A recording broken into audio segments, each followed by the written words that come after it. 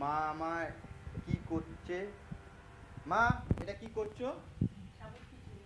সাবুর খিচুড়ি। সাবুর খিচুড়ি সবাই জানে ডাল দিয়ে হয়, হ্যাঁ, আমারটা ডাল ছাড়া সাবুর খিচুড়ি। ডাল ছাড়া সাবুর খিচুড়ি।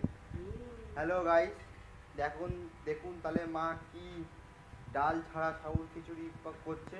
প্রথমে গেল কড়াইয়ে তেল, সাদা তেল। সাদা তেল। হ্যাঁ, এটা ফরচুন তেল গাইস।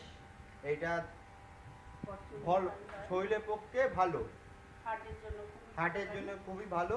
যারা হার্টের রুগী তাদেরকে সর্ষের তেল বাদ দিয়ে তুমি সাদা তেল খাওয়ালে হার্টের জন্য ভালো।